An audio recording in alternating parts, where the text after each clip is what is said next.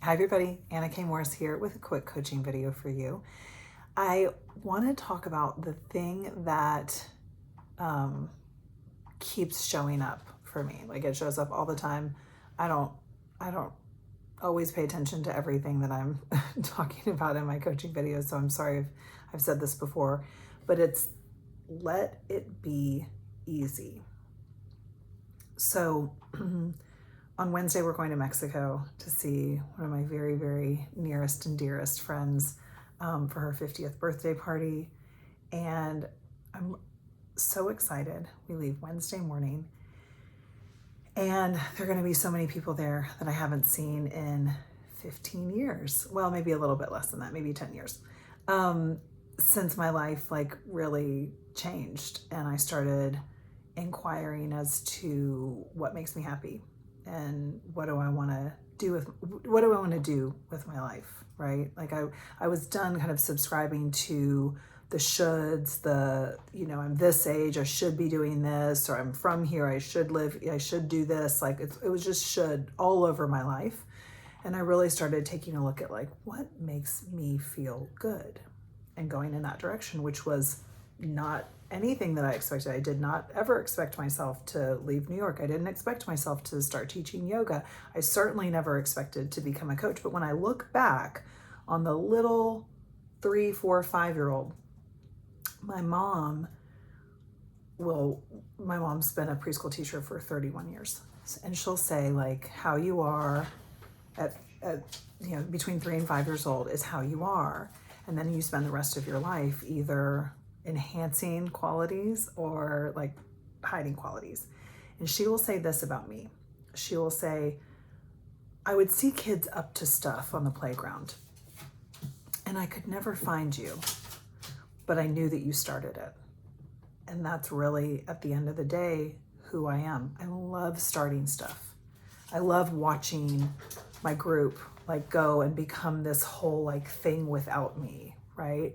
And then I like starting something else. I love to be on the precipice of always starting things. I can lack sometimes in the follow through, which is why I'm married to Derek, who does the follow through, which I think you can probably hear him over at his desk right now doing stuff. But it's because of him that I have Happy Karma Homes and Anna K. Morris Coaching, because he is that follow through and that foundation that I really need, because I like to go up high and start a bunch of things. And my point of all of that is that when I look back and I let it be easy, I can see that I've always, always, always been creating community.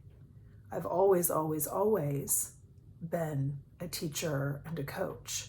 When I was little, my poor sister, I would make school, right? Because that's what I knew to do. And I would actually give her homework and make her do it. I'm so sorry, Eva. And I've always been I love school supplies. I love the organization of it. I love learning. I just crave it. I love it. I love sharing something that I've learned that's made a difference in my life, which leads me to the let it be easy. What are you doing? Derek's gonna come in the video. I don't know what he's doing. He's listening to music. He has no idea that I'm even here.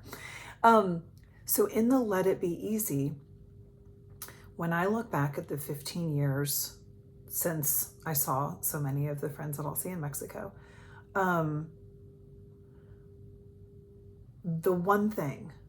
there's been one thing. If I had to pick one thing that's made the difference in my life, it has been journaling, hands down, not even a question. Yoga, yeah, love it, great, enjoy doing it, absolutely.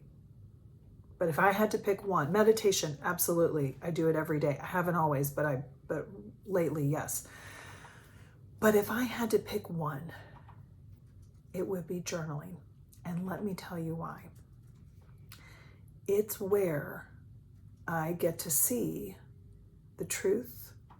And in seeing the truth, I can let it be easy. Let me tell you another quick story. So I was recently walking with my mom, and I've shared this story, I think, but here we go again. And a friend, joined us for part of the walk home.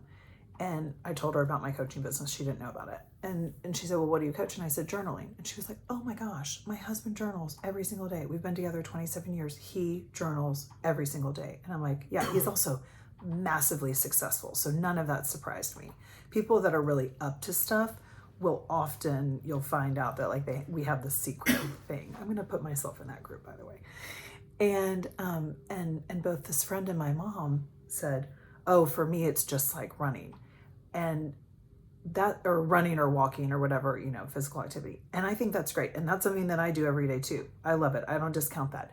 But here's the thing. And this is what my mom said. She said, oh gosh, you know, one time I had to write something for a therapist. And when the therapist read it, she was like, oh, you definitely, you know, it's like a letter to somebody. Like you definitely aren't going to want to share that. And you're going to go back and fine tune it and like make it like something that you could share with this person. And what I love, and my mom said, like, I didn't want to see it. Like, I didn't want to see what I was going to write. And that is the power of journaling, is because when you spend 40 minutes with yourself every day and you start to see things over and over and over again, this is what happens. You will eventually do one of two things.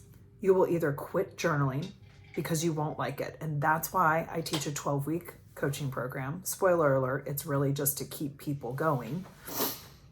But mostly people will quit and they will tell me all the different reasons and da-da-da-da-da. And if you've ever journaled before and you've quit, you're probably saying to yourself right now, like, oh no, but it's because I had kids, or I took that new job, or I started a 5 a.m. workout. Bullshit.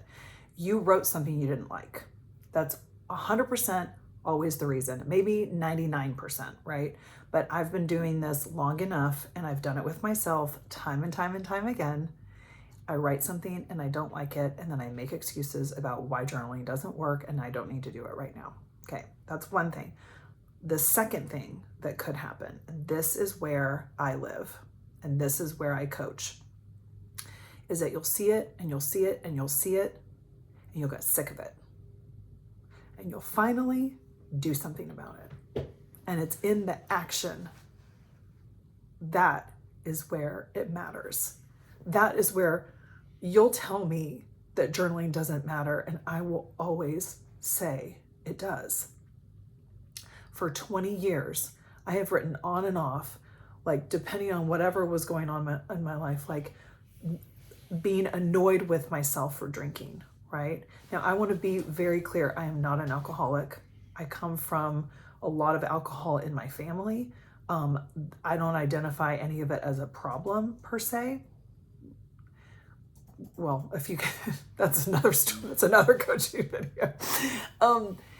However, I, over the last like year, started getting really, really tired of like having a little too much wine on the weekend and then like writing poorly about myself the next day and being mean to myself about it and feeling crummy. And I just got sick of it. So that had been going on for a really long time, on and off for 20 years. And finally I was like, you know, F this. Why am I doing something that I'm annoyed by, right? Just like, you know, when I wanted to lose weight after having Dean, like, why am I like just not doing it? Because when you see it on paper, when you see it on paper, it's different than if you think it in your head, because if you think it in your head, it's not real. It is not real. If you put it on paper, it's still not real, but it's getting closer. It's moving you into action. You don't know it. But if you write time and time and time again, I really don't like my apartment. I really, really, really don't like my apartment. I don't even think I like my neighborhood. You know what? I don't actually think I like my city. That's what had me leave New York. Because it was a little bit every day that I was like, finally like, wait, why do I live here? Like, what am I actually doing? It was how I left my job. It was how I did a trip around the world. It was how I married Derek. It was how we got Barney. It was how we got Duke. It was how I had kids. It was all because I was willing to look at it on paper, not beat myself up. Sure, there is a lot of like self-flagellation in the journaling, like it's garbage. But that's why it's 40 minutes, because something happens in the last 10 that is so magical and unexpected, and it might not happen right away. And that's why I teach groups for 12 weeks, right? If you want to change your life, learn how to journal.